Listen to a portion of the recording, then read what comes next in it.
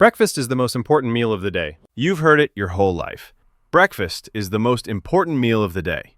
Sounds like a golden rule of health, right? Nope. That line didn't come from some groundbreaking medical discovery. It came from marketing. Back in the late 1800s, a guy named John Harvey Kellogg, aka the Cornflakes guy, started pushing breakfast hard. Then in the 1900s, food companies ran with it because they were selling cereal by calling it essential. It worked so well that now people think skipping breakfast is practically a crime. But here's the truth. Science doesn't back this up. Eating breakfast isn't a magical key to weight loss, better focus, or a longer life. Studies show what really matters is your overall diet and lifestyle, not whether you ate eggs at 8 a.m. Some people genuinely feel great eating first thing in the morning. Others feel sluggish and prefer to wait. Intermittent fasting is literally the act of entirely skipping breakfast, and lots of people around the world thrive on that. Your body runs on energy from the food you've eaten over time, not the clock. If you're hungry in the morning, eat. If not, then just skip it. Camels store water in their humps. Everyone pictures camels as walking canteens, storing gallons of water in those big humps on their backs. Sounds logical, right? A desert animal, a giant hump, must be a water tank. But here's the reality. Those humps are made of fat, not water. Camels store up to 80 pounds of fat in there, and that's their energy reserve. It's like their portable snack bar. When food is scarce, they burn that fat to survive.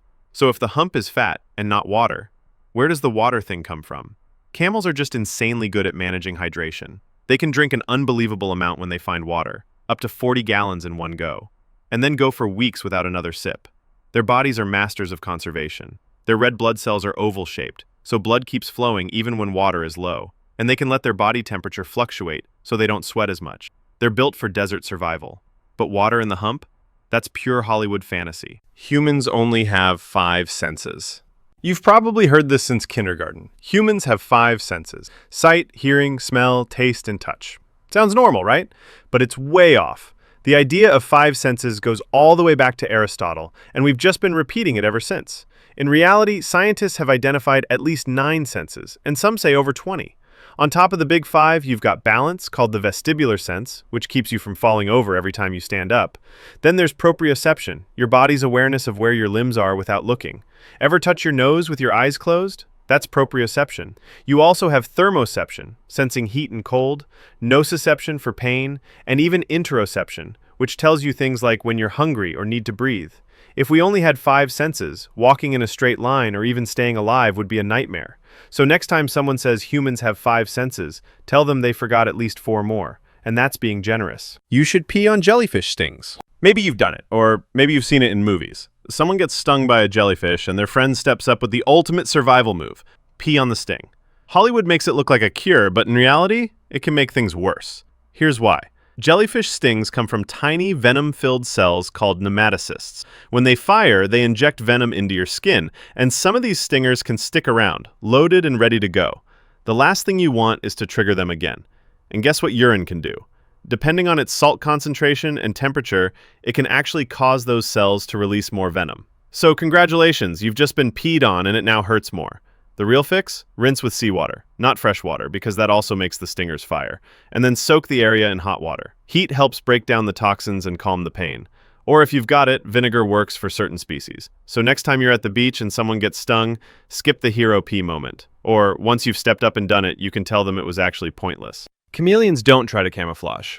Everyone thinks chameleons can just go invisible when they feel like it, blending into any background like some reptile magician. Green jungle? They turn green. Sandy desert? They go tan. Sounds cool, but it's mostly a myth. Chameleons don't change color to vanish into the scenery. They do it to communicate and regulate temperature. Those dramatic color shifts are basically just visual moods. Feeling aggressive? Bright colors. Relaxed? Duller shades. Hot and need to cool down? They lighten up to reflect heat. Cold? They go darker to soak up warmth. How do they pull it off? Their skin is packed with special cells called chromatophores and nanocrystals that reflect light differently depending on how they expand or contract. This creates everything from subtle shade shifts to full-on rainbow displays. But blending in like a perfect camouflage ninja? That's Hollywood magic. Sure, they might match some natural colors by coincidence, but they're not out here repainting themselves in order to blend in and become invisible. Carrots give you night vision. You've heard this one forever. Eat your carrots and you'll be able to see in the dark. Sounds awesome, right? Sadly, it's pure myth with a little history twist. Carrots do have beta-carotene, which your body turns into vitamin A, and vitamin A is crucial for healthy eyes. But does it give you night vision powers? Not even close. If you're severely deficient in vitamin A, carrots will help restore normal vision, but they won't turn you into a nocturnal predator. So where did this myth come from? Blame World War II propaganda. The British Royal Air Force had radar tech that let them spot enemy planes at night, but they didn't want Germany to know. So they claimed their pilots had super night vision because they ate tons of carrots. The story spread like wildfire, and people still believe it today. Carrots are great for you, but if you're hoping to ditch your headlights after a few carrots, forget it. The only thing carrots give you at night is orange teeth. Blood is blue inside your veins. You probably heard someone say, your blood is blue until it hits the air. Makes sense if you've ever looked at your veins. They look blue, right? But here's the truth. Human blood is never blue. Not in your veins, not in your heart, not anywhere. It's always red, just different shades depending on oxygen levels. Bright red when it's loaded with oxygen, darker red when it's carrying less. So why do your veins look blue? That's an optical illusion caused by how light penetrates your skin and bounces back. Blue light has a shorter wavelength, so it scatters more easily than red light, making veins appear bluish under the skin. The blue blood idea got so popular that some people even think your blood turns red only when it touches oxygen. Nope, cut yourself and you don't see a color change, because it was already red. This rumor may also be due to some animals like horseshoe crabs that actually do have blue blood. But humans? We're stuck with red. Blue blood royalty? That's just a metaphor. Never wake a sleepwalker. If you've ever seen someone sleepwalk, you've probably heard, don't wake them, it's dangerous. The story goes that if you wake them, they'll have a heart attack, go into shock, or lose their mind forever. Sounds terrifying, but it's pure myth. Waking up a sleepwalker won't kill them. It might confuse or startle them, but that's about it. Sleepwalking happens during deep sleep, so when you wake them, their brain is basically rebooting. They'll probably be groggy and have no idea what's going on, but they'll survive just fine. So where did this idea come from? Mostly old superstitions and fear of messing with sleep, because sleep has always seemed mysterious and sacred. The real danger isn't waking them, it's letting them roam. Sleepwalkers can do some pretty risky things. Wander outside, climb stairs, even drive cars in rare cases. That's where people get hurt. So, the best move? Gently guide them back to bed if you can. If that's not possible, just wake them. Lightning never strikes the same place twice. You've probably heard this one as a metaphor for rare events. Lightning never strikes the same place twice. Sounds dramatic, like nature's got a rule book. But here's the truth.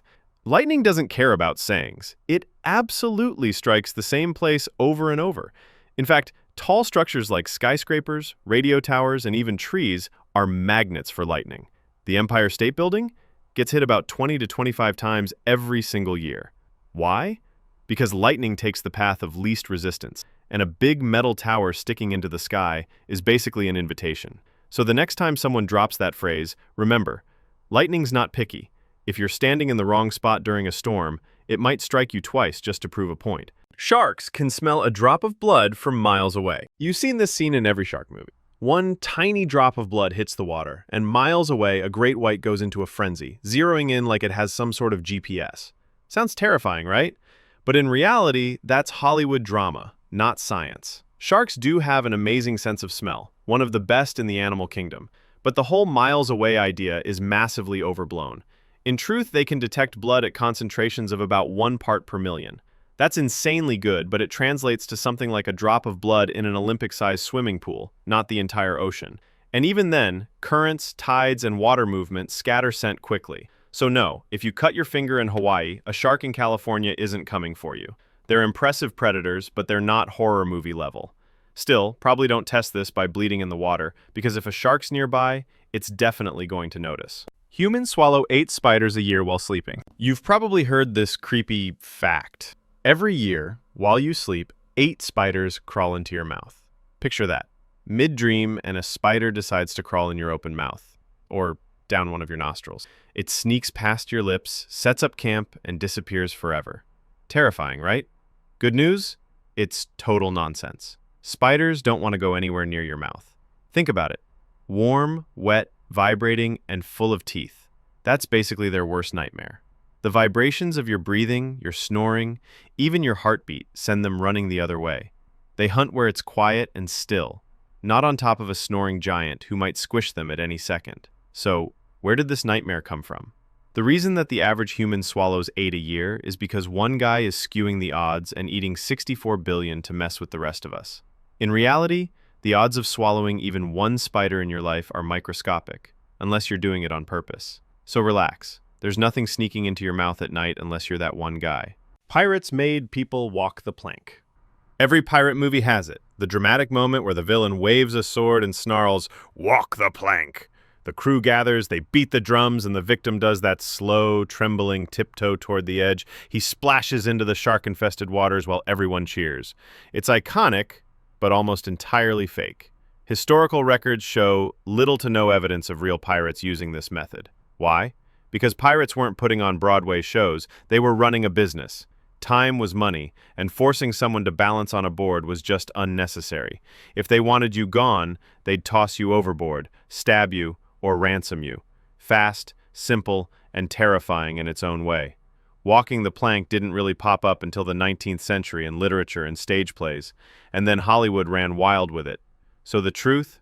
You weren't taking a theatrical stroll to your death, you were getting shoved, or shanked, then shoved. Less cinematic, but the outcome was the same. You lose most body heat through your head. You've probably heard this one from every parent ever. Wear a hat or you'll freeze. Most of your body heat escapes through your head. Sounds legit, right? It even sounds scientific, like your head is some kind of chimney that blasts heat into the cold winter air. But it's a myth born from bad science. The idea came from a 1950s military experiment where soldiers in freezing conditions wore winter gear, except on their heads. Of course, they lost more heat there. That was the only bare skin exposed. The truth is, heat escapes from any uncovered skin, and it's proportional to the surface area. Your head is only about 10% of your body, so unless you're some kind of giant floating head, it's not where you're losing most of your warmth. If you went outside naked wearing just a hat, you'd still freeze in minutes. Of course, a hat still helps in winter, but so do pants, gloves, socks, and literally anything else covering your skin. If you want to stay warm, dress like a human. Owls are wise. Owls have been the animal symbol for wisdom forever. Ancient Greece made them Athena's mascot, storybooks give them glasses, and cartoons treat them like professors. They're perched on the shoulders of wizards, dishing out advice in magical forests, and for centuries we've treated them like nature's philosophers. But in reality, owls aren't the geniuses of the bird world. They're more like the strong, silent type. Yes, they're incredible hunters, but that's instinct, not IQ. They're night assassins, not professors. Compare them to crows or ravens, which can solve puzzles, recognize human faces, and even use tools, and owls look kind of clueless. Crows can drop nuts on crosswalks so cars crack them open. Owls? They just sit there looking mysterious. Their huge eyes and fixed stare make them seem deep and thoughtful. But that's just biology, not them being all deep. So next time you see an owl staring into the distance, it's not thinking about life's big questions. It's thinking mouse or frog. Chickens can live without their heads for a few seconds. Everyone knows the phrase, running around like a headless chicken. But most people think the story ends in seconds. You chop off the head, a little flapping, and then done. But the truth is way stranger. Sometimes that headless chicken doesn't just twitch, it keeps on living. Not for seconds, not even for minutes, but for hours.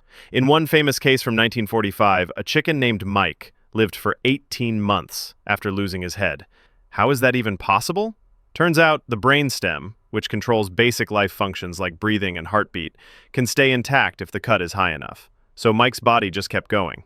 Farmers fed him through an eyedropper straight into his throat, and he became a national celebrity, traveling the U.S. as the Headless Wonder Chicken. Think about that for a second. You're looking at a chicken with no face, no eyes, no beak, just a body and a pulse. Was he aware? Could he feel anything? Or was it pure instinct driving him on? Scientists aren't sure, and honestly, I couldn't tell you either. I hope you enjoyed this video. Please give me video ideas you want to see in the comments.